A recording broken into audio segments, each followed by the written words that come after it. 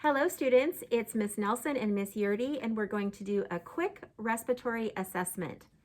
So the first thing I'm going to do is we have got this blue shirt. You will have a white shirt, and we are going to draw on the shirt to tell you where the landmarks are that we're going to be listening to, and that will help you identify the best places to listen for the best sounds possible.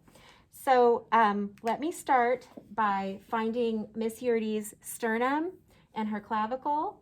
And this first position is going to be right down below that. And we're going to draw a nice circle here where we will put the diaphragm of the stethoscope. And then the next section is going to be down just a little bit further on the chest. This is a little easier for males because we don't have the breast tissue in the way, but you want to make sure that you're not over the sternum, that you're actually in the lung field, so that's down just a little bit.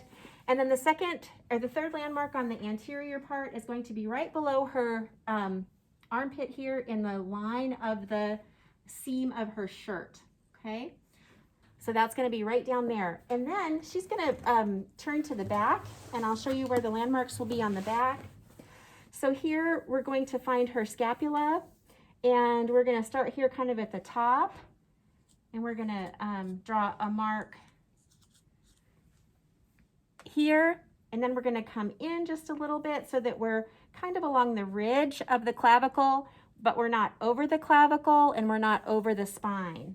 And that's going to be our next pair of marks. And then we're going to come down here right over the kind of the bases of the lung tissue here, and where we'll hear some nice vesicular sounds. And then again, we're going to do kind of this side, more axillary line. And those are going to be the 8 landmarks that we look at for the back. All right, Miss Yearty's going to turn around and we're going to begin the assessment. We start a respiratory assessment with asking about subjective information. So we're going to ask the patient if they've had any shortness of breath, any cough, any trouble breathing. Do you use pillows to sleep at night? Do you have to be propped up? Those kinds of things. If she were to have had any positive findings, we would have asked her about further things like, for example, is your cough productive? Is your cough not productive? How often do you have it? What helps it? What makes it worse? That kind of thing. So now that we've gotten done with the subjective information, I'm going to go ahead and listen. And so we're going to listen with the diaphragm of our stethoscope.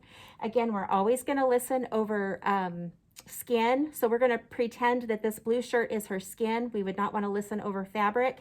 And I'm going to listen to the landmarks that I have identified. I'm going to have the patient take a deep breath in and out for each place, and we're going to listen for the full inspiration and full expiration. So Miss Yearty, take a deep breath in and out. Good. I'm hearing vesicular sounds there. More bronchovesicular here. Good vesicular sounds. Good. Now we're going to have her turn around and we'll do the back.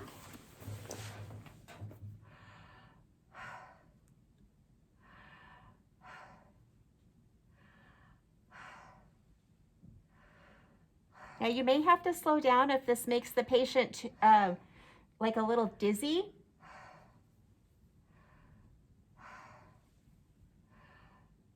All right, very good. So for objective findings, Miss Yearty has clear lung fields throughout, no adventitious sounds. Let us know if you have questions. Bye.